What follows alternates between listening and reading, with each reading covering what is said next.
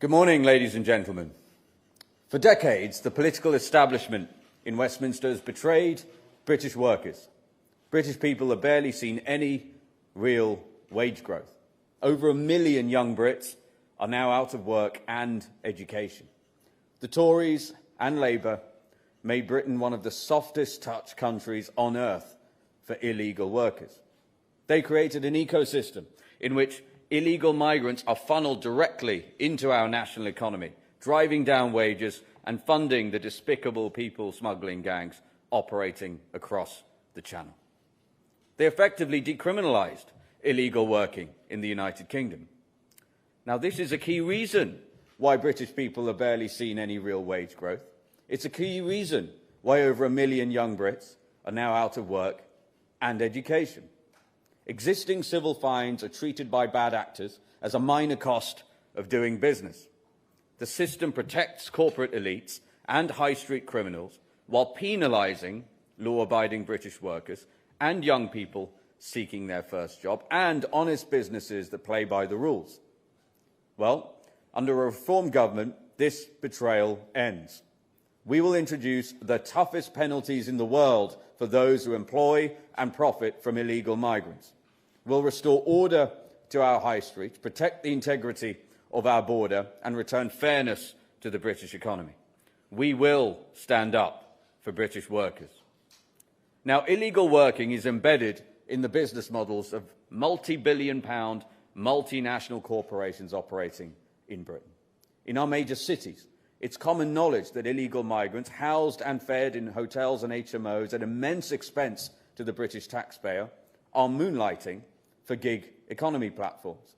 Recent enforcement operations revealed a staggering 40% of gig economy delivery riders checked in targeted sweeps were working illegally. Local police officers have privately reported enforcement operations yielding a 100% hit rate. So why does this happen?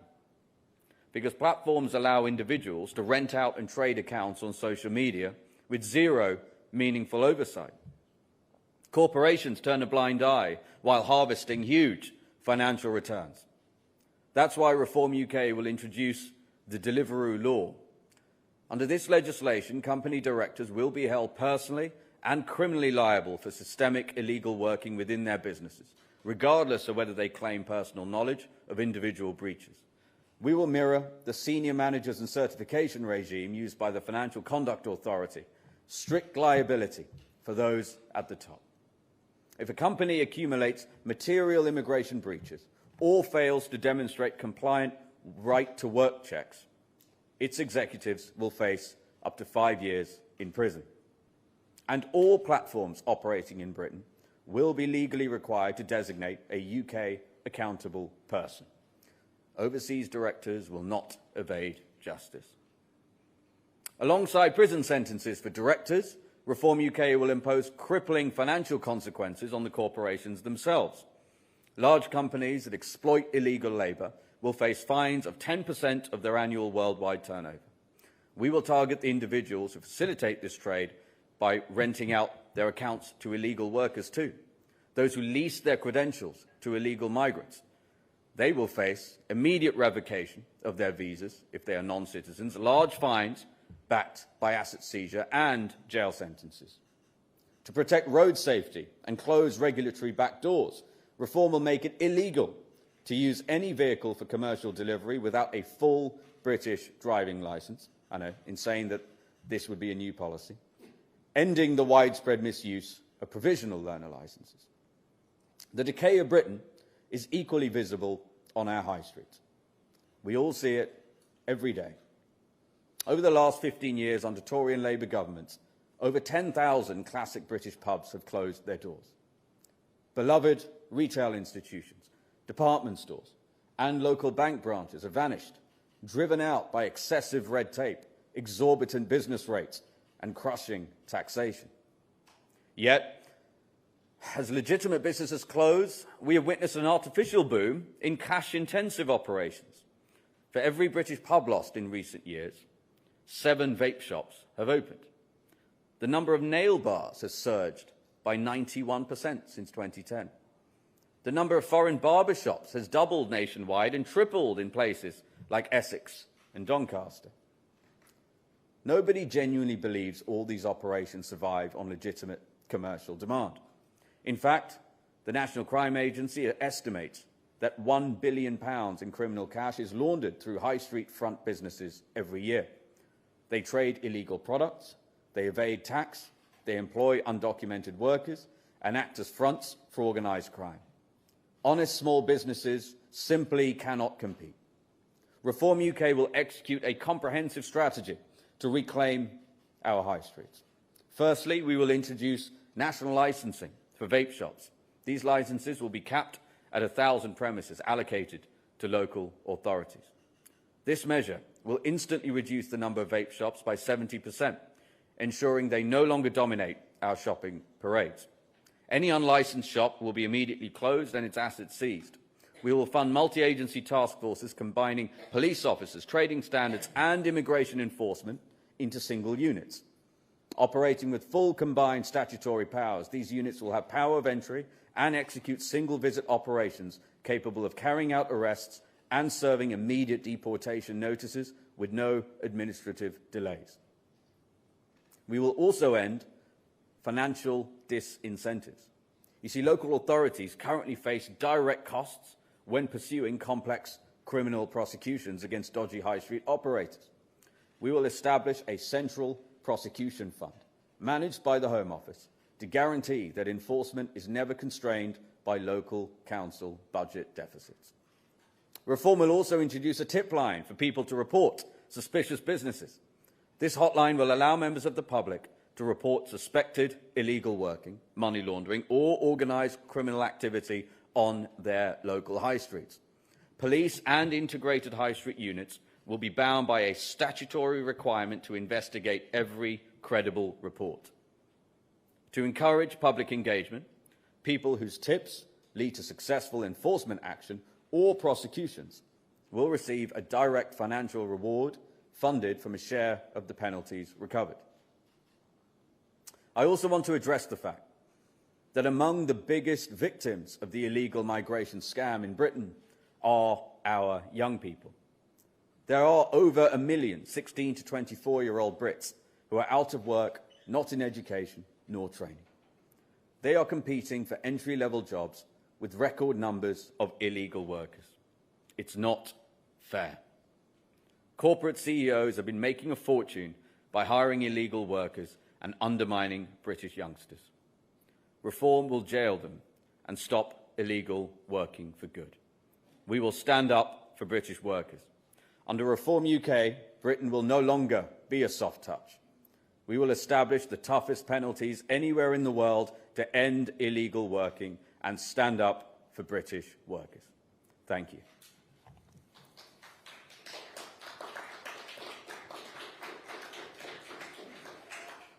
Okay, let's start the Q&A. Catherine Foster, GB News. Thank you, Catherine Foster, GB News. Reform has a habit of making announcements that sound on the face of it very appealing to a lot of people. But you talk about jailing the bosses of multinational companies, given that nobody has gone to jail for the post office scandal or infected blood scandal or the financial crisis or for Grenfell. How are we really supposed to believe that you would send any of these bosses to jail? And also, if I may, Morgan McSweeney, who used to be absolutely obsessed with the threat from Reform, has said this week that he thinks the next election will be between Labour and the Conservatives. What's your response to that, please? Thank you.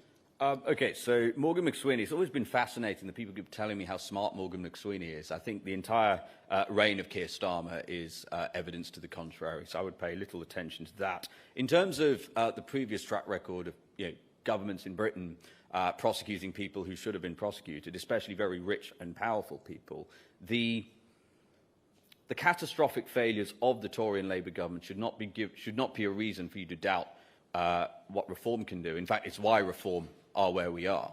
The British public are sick and tired of it. So what it comes down to is passing the correct legislation and then making sure that we're actually serious about doing those things. I mean, listen, we would rather if you gave us a choice between putting every fat cat executive in jail and ensuring there were no illegal migrants working in Britain, we choose no illegal migrants working in Britain. What this is going to do is create a similarity in regime between serious financial crime, in terms of making it strict liability, and hiring illegal migrants. Even, for example, the cost, just to get ahead of a question that might come in about the costs of this, yes, we are talking about significant increases in costs for agencies, for police to ensure that we can do the things we're saying. But we're also talking about a massive punitive fine regime. And what we will do is allow these agencies to keep the fines that they generate, aside from the money that goes to the people who gave them tips, if those came in. That's a very similar regime to the Financial Conduct Authority, for example, which is reasonably good. It's bad at many things, but it's actually reasonably good at cracking down on financial crime. Damien from BBC. It's Yusuf over here. Damien from BBC. Can I ask a couple of questions about the practicalities you're talking about? You talked there about having combined teams which would have the power to enter somewhere, it seems without a warrant, seize people and issue a deportation order with no question about how that could be, that would not be followed through. How are you going to ensure that there aren't mistakes, that people aren't seized and deported who are mistakenly being deported? We've seen that in the US with the ICE force. So how is this going to be any different to that? You also you make it sound tough about licenses and saying people shouldn't be allowed to drive on licenses.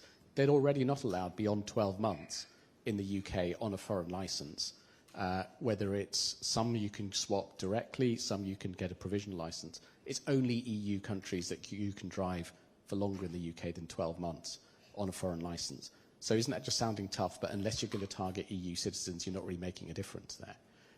And sorry, can I just ask one other question? Go on. I mean, there's been a lot of talk this week about a possible pact or something with Restore Britain.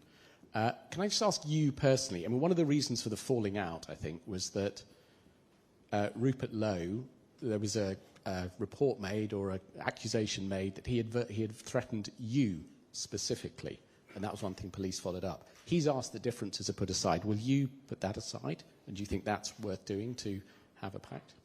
Okay, so in terms of how do you ensure mistakes aren't made, the key is making sure that these agencies are operating with the correct data. Okay, so part of the premise of your question is, well, if you're going to do things quickly, that might mean mistakes are going to be made. Okay, that's the underlying premise of your question. And I would respond with the only way that would be true is if somebody was making decisions with either insufficient data or incorrect data.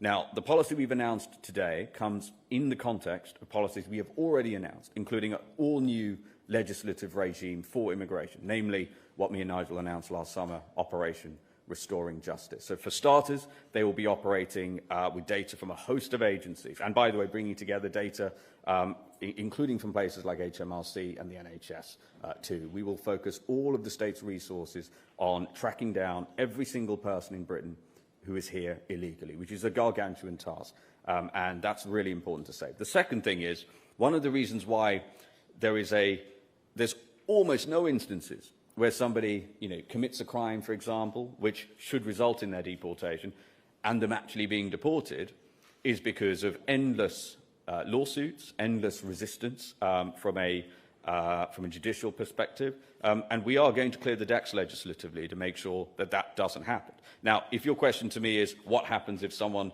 is, there's a mistaken identity or something, well, we've no interest in letting that happen. We won't let that happen. On the exceptionally rare instance that it does happen, we would obviously correct that very quickly. But that's not what we're talking about. Currently, there's almost no enforced deport. It's actually astonishingly difficult. I mean, there are cases I could name for you where British women have been raped by foreign nationals, and the British state is incapable of even deporting them. So what hope do we do of someone running a vape shop? In terms of answering your question about the license, the driving licenses, that's an extremely complex legal regime. And again, I would go back to the point, what is the level of enforcement? There are so many laws and rules and regulations in this country that, yes, they may exist on a statute book somewhere, but either they get overridden by a law that is perceived as superior, for example, the ECHR, or the elements of the ECHR which were embedded into British law by Tony Blair. These are all things that a reform government would undo.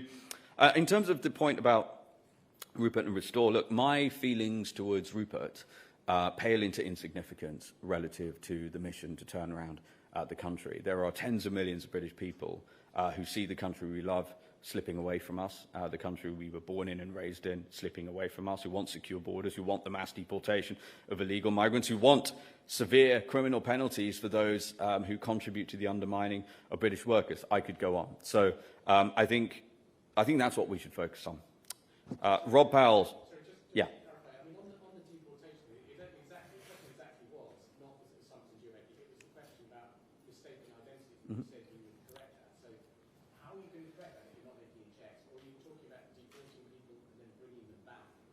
So what we will ensure cannot happen. So again, we've got to look at what the current situation is, right? Rather than ask a hypothetical about a 0.001% likelihood scenario. So what currently happens, as I said, is the British state cannot even deport people, foreign nationals, who have come to this country, overstayed their visa, or come in many cases, on a small boat illegally in the first place, and committed the most despicable and grave crimes imaginable. Why? Again, because of all of the things we're aware of, the ECHR, and then many of those aspects of the ECHR that are also embedded into British law, which is why simply leaving the ECHR is not enough. Okay? So that's the first point. We will ensure that we have the correct identification of these people as we lay out in Operation Restoring Justice. We're going to work with foreign countries and their embassies to help us do that. We will also ensure that they will never, so if you are in the country illegally or you came to the country illegally, you will have no ability to appeal based on the merits of your asylum claim, because your asylum claim will be rendered null and void by virtue of the fact that you came to Britain illegally, which is what should be the case given the Immigration Act of 1971. It's just that, as I said, Tory and Labour governments have just decided not to enforce that. Okay? But to answer your question directly, in an extraordinarily rare, look, if we're going to deport well north of 1 million people, that is Reform's plan, you're going to get a very rare occasion where a mistake is made. And what I'm saying to you is a British government, a Nigel Farage government, we've got no interest in deporting people who should not have been deported due to mistaken identity. We would correct it. Rob Powell, Sky News. Thank you. Rob Powell, Sky News. Reform have talked in the past about removing red tape and paperwork, things like that for businesses to allow them to hire. What extra checks and documentations would businesses of all sizes need to do to make sure that they were legit, essentially, and avoid these draconian fines under this tighter regime? And a lot of this criticism is obviously aimed at Deliveroo. You've named the law after Deliveroo, or the possible law anyway. Would you rather if people didn't use Deliveroo and gig economy services like that, and do you use them yourself? In terms of do I use them, would we ask other people not to use them? That's not relevant here, right? Here's the really relevant thing. We want people creating jobs in this country. We want people to create businesses in this country. We want people to start startups like Deliveroo in this country. We want multinational companies like Uber to come to Britain and to succeed. However, there is a bright red line on everything I've just said, which is hiring illegal migrants, and in some cases at industrial scale. I want to reiterate to you, the official data from an enforcement action found north of 40%. 40% of them were found to be working illegally, right? Not 4%, 40. The notion that these executives and these directors would be unaware of this, or incapable of stopping it, to respond to the part about enforcement. I mean, Deliveroo pitches itself as a technology company. It's more than capable of stopping it. The fact of the matter is, as I said in my speech, for a lot of these companies, and it isn't just Deliveroo, a lot of these companies, they see whatever fines they may get, whatever negative attention they might get for doing it, as a minor inconvenience and a small cost of doing business. So yes, if people want to enjoy those services, great. If those companies want to come here and expand, or people want to start startups in those areas, great. Do not commit immigration fraud. That's our message. And in terms of incremental, quote, red tape, as Richard and as Rob have talked about a lot, as has Nigel, you're going to see probably the biggest reduction in red tape, in particularly for small and medium-sized businesses in this country, under reform government within the space of months. But again, I draw a bright red line here. One area where, yes, we are going to increase the level of scrutiny and make sure that you are compliant with, without exception, is immigration law, in no small part because that's exactly, if reform win the next general election, it would have been won with a mandate such as that. Natasha Clark, LBC. Hi, Zia. Natasha Clark, LBC. You've said there, and you just talked to Rob about people facing fines and those companies facing fines, even if they don't know that they are hiring illegal workers. How will you be able to essentially enforce that? What will the companies have to say to essentially, give you that evidence that you need to say that they will know that they are hiring those illegal workers? How can you say that this will be a fair policy for them? Yep. And if I may, Westminster Council today, you talked about pubs in your speech, have said that they want to give more licences to pubs that might shut early by 10 p.m. and could look to penalise drinking standing up. As a party who I think many of your supporters will agree is very much in support of the pub, how would you respond to that? Yeah, look, Reform UK, our posture is we are pro-pubs. I think we've made that quite clear. We've announced a policy that would dramatically reduce business rates, for example, for pubs. And it's actually, there's a broader concern here. Part of my speech was, what kind of Britain are our young people growing up in? And places, sort of shared space where people can go and socialise with friends are in ever dwindling supply in this country. And there's a straight line between that and what people call the mental health crisis for young people, the fact that they're not dating. I mean, there's a lot of problems there and I think these things are connected. In terms of how do you make sure the policy is fair, I want to be really clear about something. Reform has not introduced a novel standard of justice here. What we're doing is simply mirroring what already exists for serious financial crime. What we're saying is, so for example, if you are a director of a financial organisation in which there ends up being significant, really serious financial crime, you can be held personally liable, even if you were not personally aware of those things going on, because the burden of proof or the burden of the expectation is that you are taking the correct steps within your organisation to see to it that that crime does not happen. So all we are doing is drawing parity between serious financial crime and immigration fraud at industrial scale. I personally think they are at least worthy of being in parity, and I think there are many people in this country who agree with that. Christian Calgi, Daily Mail. Morning, Zia. You alluded earlier to a significant increase in costs related to this policy. Do you have any numerical details on what that might be expected to be and how that's being funded? Yep. And do you have a response to Kemi Bader not branding reform woke and a grievance party full of victim narratives and moaning and whinging?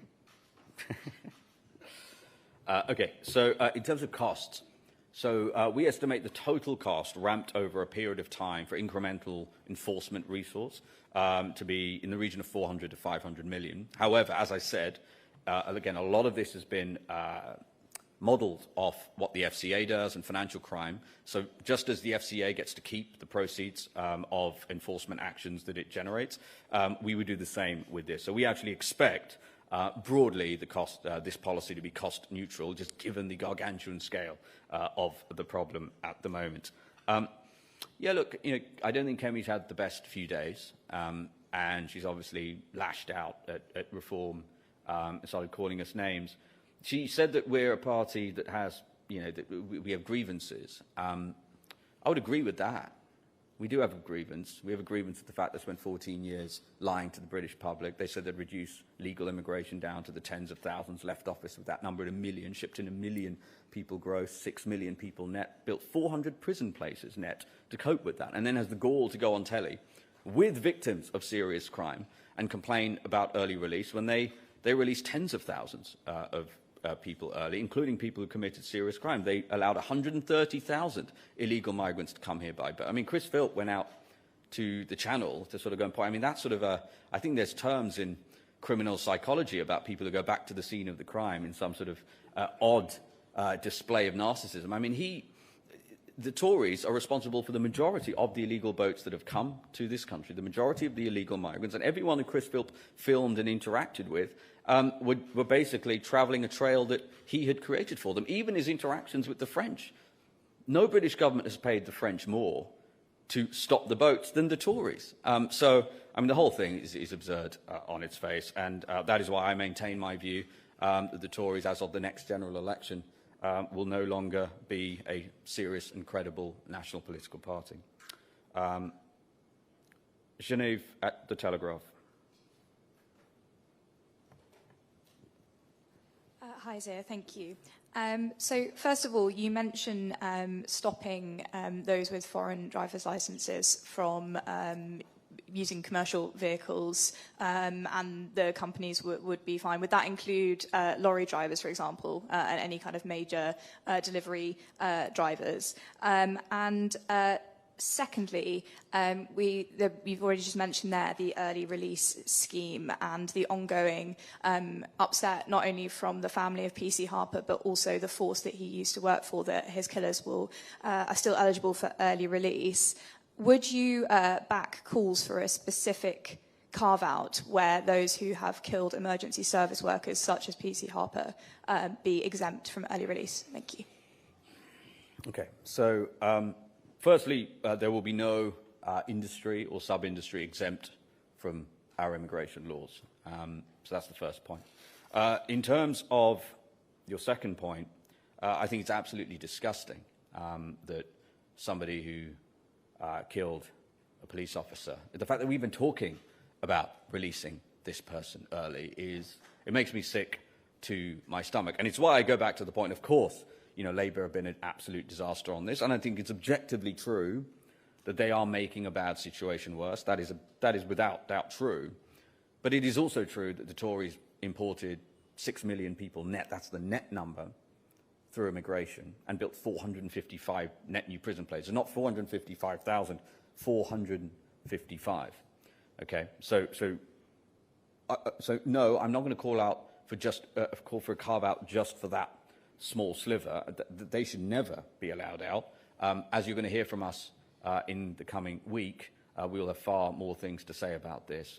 We think the concept of people who commit serious crime, rape, murder, of anybody, the idea that these people should get to leave their jail sentence early is totally unacceptable. It is against everything reform stands for. But we'll have more to say on that in the coming week.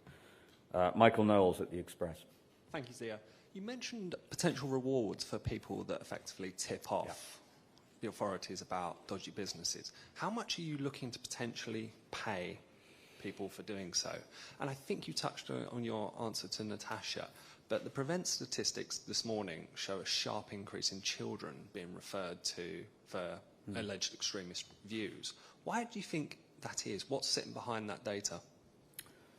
So, in terms of percentages, again, we looked at regimes like what the SEC does in America. And so what they have created a regime in which they've created a very strong incentive. Essentially, it's an uncapped commission program in America if you tip them off to serious financial crime, where they are able to generate significant fines from that as a result of criminal conduct. So in terms of the exact percentage, that will be in the final legislation that we pass. We're going to look at what the SEC have done. If you look at that, that's going to be a sensible ballpark. In terms of Prevent's data, I mean, the first thing I would say is, look, Prevent's totally unfit for purpose. I'm deeply sceptical of any data that Prevent is putting out, because as I talked about in my speech a few months ago, if you look at Sir Shawcross's report into Prevent, and you know, when I read that document, I was sort of taken aback. I mean, he said that Prevent had a, quote, institutional hesitancy to investigate Islamist extremism, which for a body that's supposed to be the first line of defense against terrorism, and given that the vast majority of MI5's caseload is Islamist terrorism, I genuinely cannot think of a worse indictment that you could give of an organization. It has essentially become a glorified social work program, which is why, you know, many, sadly, several high-profile savages who have gone on to commit brutal mass casualty attacks were on Prevent's radar, and nothing was done about it. So that would be the first thing. In terms of young people, look, I think that broadly, my understanding is if you look through history, you know, obviously, yeah, young people are always going to be perhaps more impressionable to these things. But I would say, look, you know, the way we solve these problems, you can try to address them at sort of a grand national sort of societal level, and I get it, there are things that we can do with that. But you know, if we have a reformed government and I'm the Home Secretary, I'm going to focus on making sure, for example, Prevent is fit for purpose. And one of the policies I've already announced is their resources, they will be mandated to deploy resources in proportion to MI5's caseload at any given time, right? So rather than, you know, perhaps turning a blind or having a, quote, institutional hesitancy, as the Shawcross put it, so you don't use my words, you can use his in his independent report, over something like Islamist extremism, they will be forced to and they will deploy the majority of their resource on ensuring that that scourge in this country is rooted out. Tom Scottson, The Sun. Thank you. If the companies do not pay the fines, this is the 10% turnover, would you threaten shutting companies down and stopping operating within Britain? And my second question was on Rupert Lowe. You said that your past disagreement kind of paled into insignificance. And I just wondered, do you now regret raising the alarm about him and Reform kicking him out of the party? Okay, so in terms of if a company chooses not to pay the fines, or is incapable of paying the fines rendered on them as a result of hiring illegal migrants, yeah, they would expect to be enforced upon, and that would include all the way up to being dissolved and being struck off, basically. Yeah, just like any other. It would be, you know, just like if they didn't pay their taxes. And again, it's interesting that you are. I always find it fascinating as someone who came out of the world of business that these questions are asked, because you know, it is clearly the case that in areas like immigration and other, but again, whether it's the driving license regime, there are laws that exist that just simply are not enforced. Whereas, you know, again, anyone who's run a business, if you will know that you don't really get very far if you don't pay your tax. You know, try telling HMRC, I don't really fancy paying the taxes or the fines. Try doing that as a private individual. So we've got to create parity, between those two things. Yeah, look, again, with regards to the Rupert thing, I don't regret anything that I did. But again, I want to reiterate here, again, a lot of the questions are about personalities and things like that. Look, I've dedicated my life to this. I do this as a volunteer. I do that with all of my time. I gave up all my business interests to do it. Richard does exactly the same thing. Nigel is doing exactly the same thing.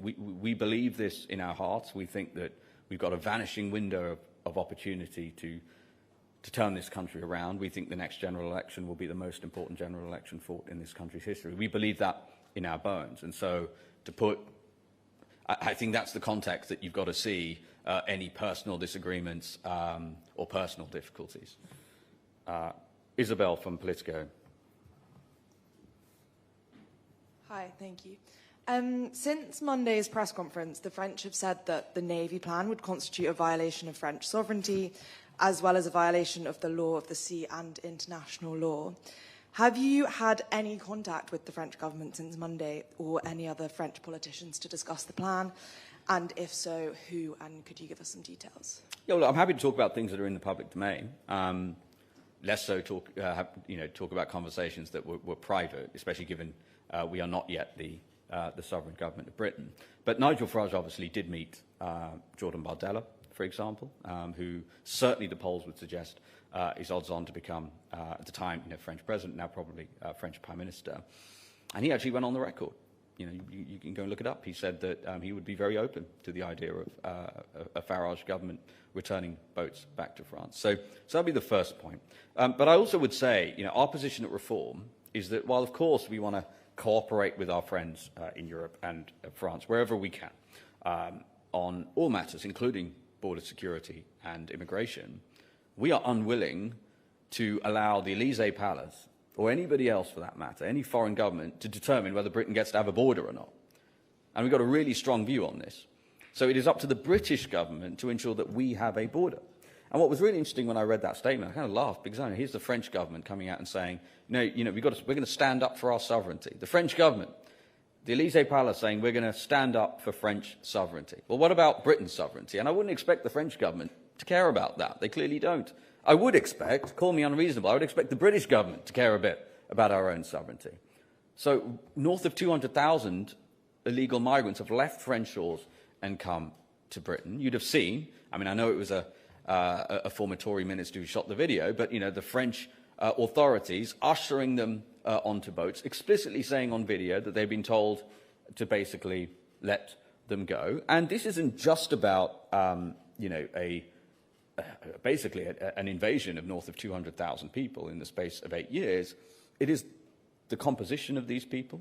Most of them come from Iraq, Iran, Syria, and Afghanistan. The fact that we know nothing about them, and the risk, let's call it the stochastic risk of what could happen as a result of them coming. So we already know some have have come here illegally by boat from France and savagely murdered British citizens, like Rhiannon White, who was working in an illegal migrant hotel and was stabbed 23 times with a screwdriver by a Sudanese man who, again, came here illegally by boat.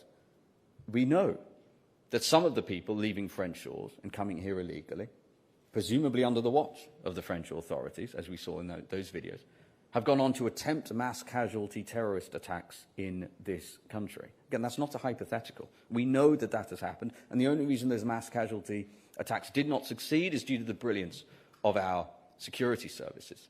So I fully expect France to put out statements, maybe bombastic statements, reiterating the importance of their own sovereignty. When was the last time we had a British government doing the same on behalf of the British people? We're unwilling to accept that any foreign country gets to decide whether Britain has a border. And I also want to address, we have said, look, we would much rather that the French cooperate with this, right?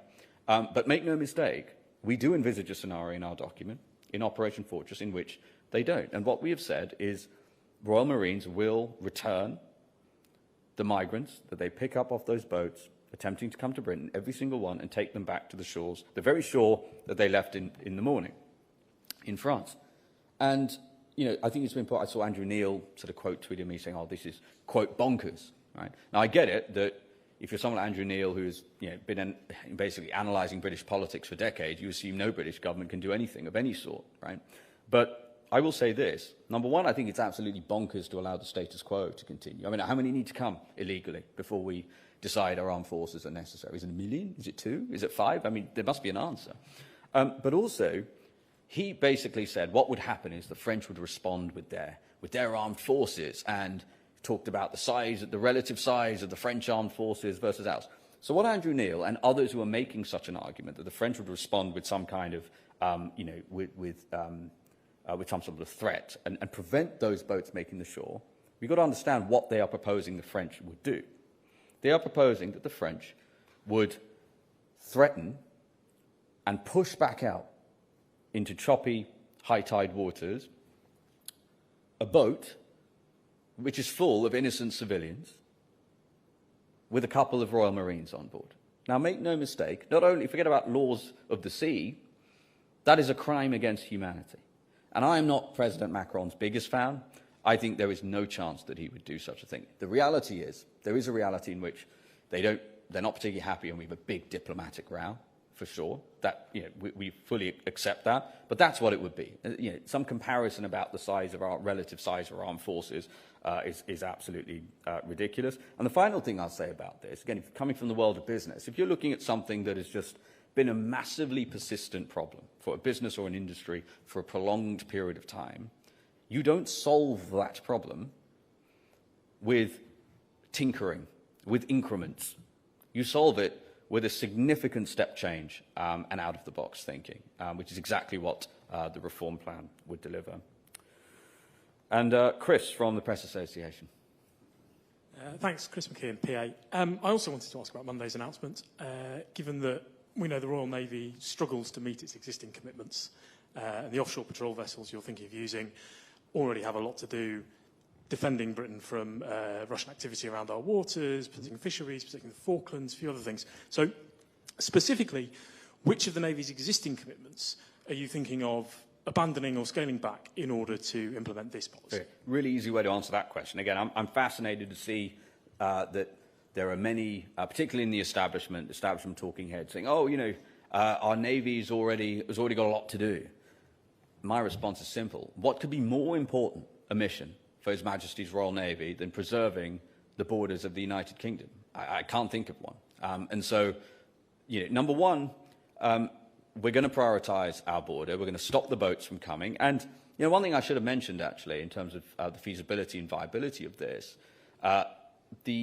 one of the only people in the world, certainly one of the only, maybe the only world leader in the world, who can say that they stopped a small boat illegal migrant crisis, former Prime Minister of Australia, Tony Abbott, has come out and endorsed our plan and said not only can it be done, he has said that it must be done. And so I would place a higher weight on somebody who's actually done the thing than a bunch of, theorists and technocrat talking heads who have actually never delivered any, from what I can tell in many cases, delivered any positive result in any endeavour they've been involved in. In terms of the, thinking about the Navy's broader capacity and capability here, I've also heard that, our Navy isn't capable of doing it. Now, there was a YouGov poll, and I know we have our disagreement. I don't think we're their biggest fan nor the other way around, but there was a YouGov poll that said, I think 2/3, 2 in 3 British people believe that putting the Royal Navy in the Channel as Reform has proposed would reduce the number of boat crossings. And the British public are very smart.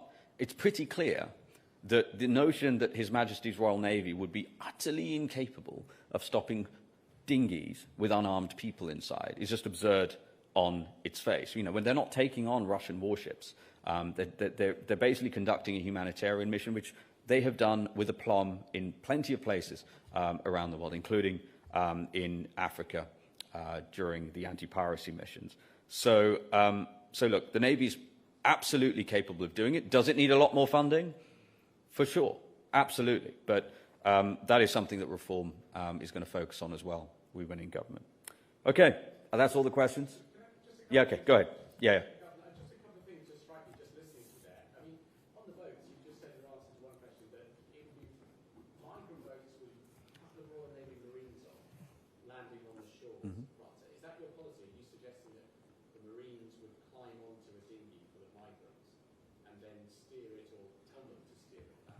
No, so the other way around.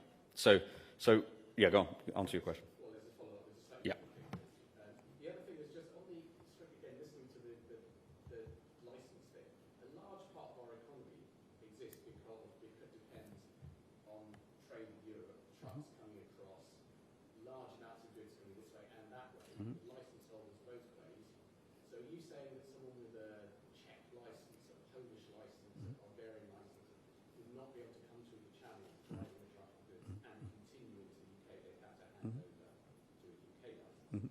Okay, so there's a fundamental difference between somebody who is, quote unquote, earning a living in this country and somebody who is transiting in this country in order to deliver a product, right? So that would be the first thing to say there.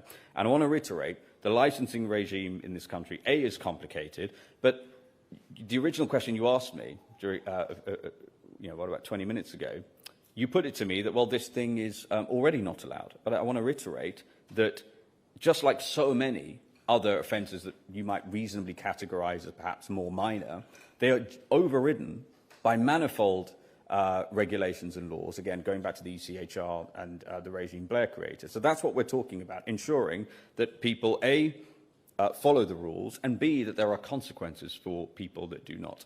In terms of your question about the... Yeah.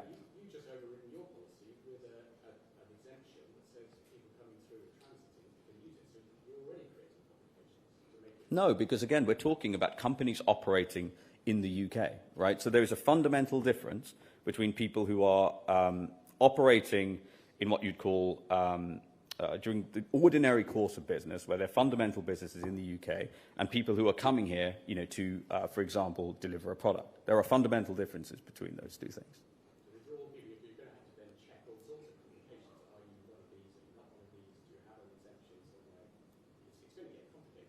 Why would it be complicated? You said that there's exemptions for people who are not working for a company that's lawfully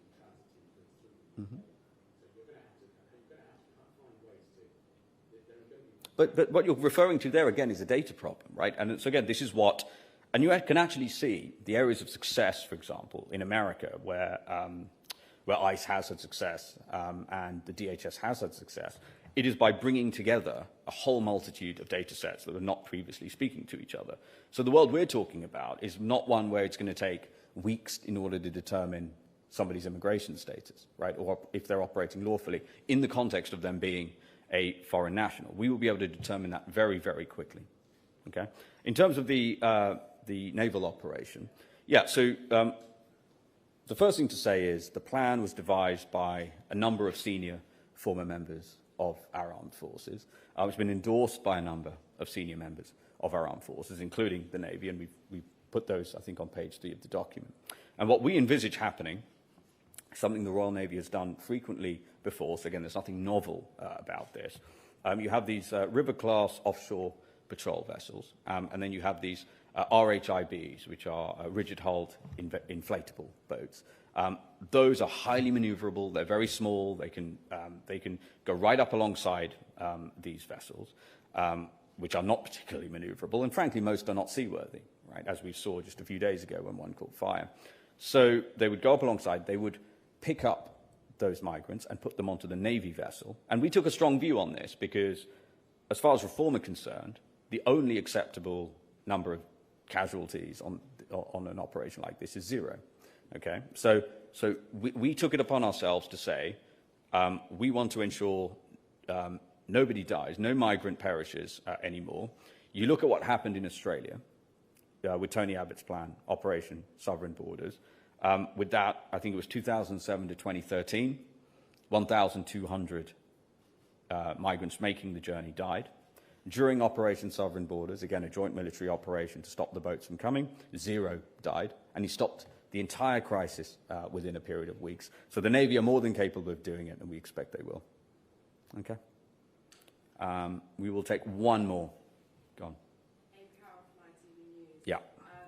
Does the party remain confident that Nigel Farage's links to George Cottrell are all above board, given the litany of reports about his financial arrangements? Yeah, look, we have answered. I mean, me, Richard, Nigel probably answered the same question about 300 times. So I think we will leave it there. Thank you very much, everyone. Cheers.